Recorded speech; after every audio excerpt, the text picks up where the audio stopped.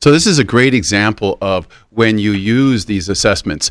I remember as we've done a lot with the wrestling, one of the way that the university got involved, and they do BIAs for people, but for the athletes, they start them out with a standard specific gravity test, and that's a urine test to determine how much protein is within their urine, also their electrolytes such as potassium, sodium, calcium.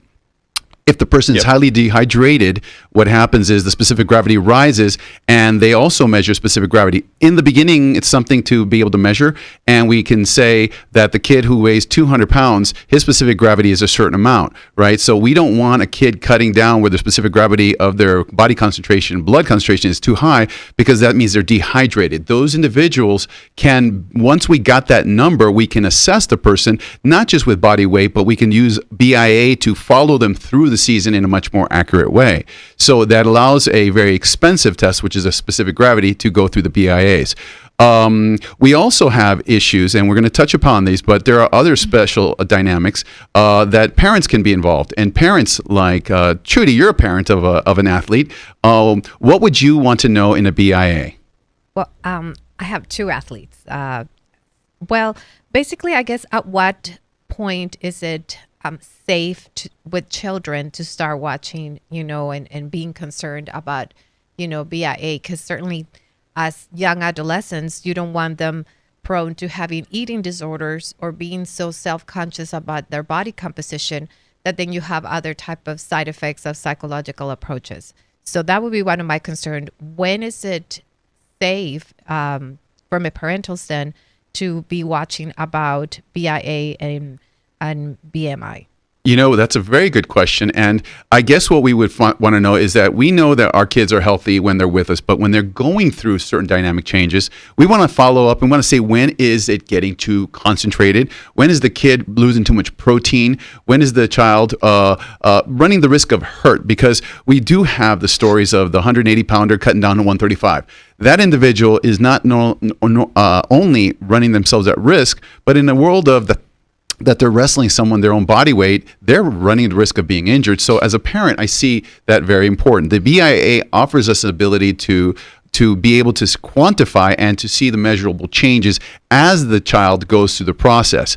Now, if you can look at these areas, now there's other areas. And one of the things that we have here, one of our chief editor has found out some real interesting dynamics, specifically how assessing BMI actually has other consequences and things that we can assess for those things. Astrid, one of the things that you've seen in the process when you have gone through the process, tell us a little bit about what you found out about the BMI and BIA in terms of brain health.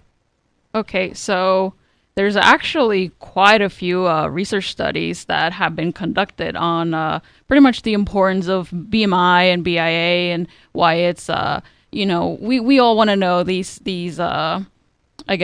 values so that, because obesity or having excess weight, which you use BMI and BIA to determine, it can affect a variety of functions. And like you said, research studies have actually found that obesity can actually affect your brain health. And there's actually probably one of the biggest things, there's several things that obesity can it can affect brain health by because it increases inflammation in your body, and it could even speed up the neurodegeneration process. Your brain ages a lot faster. Wait a second. So actually, it actually makes your brain kind of lose its intelligence?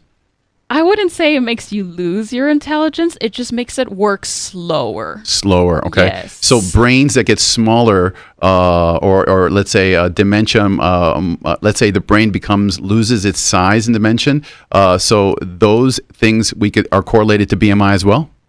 Well, you want to know it's important to know your BMI or your BIA, interchangeably, depending on what would would it be more important to know for the person, because research studies have found that if you have excess weight or if you have obesity, that it can actually change the size of your brain, and it can decrease or just alter the the gray matter and the white matter of the brain, and that can it can age your brain a lot faster, and it can slow down your cognitive functions, and it can even affect your memory, and you can have you'll have a harder time remembering things simply by having excess weight.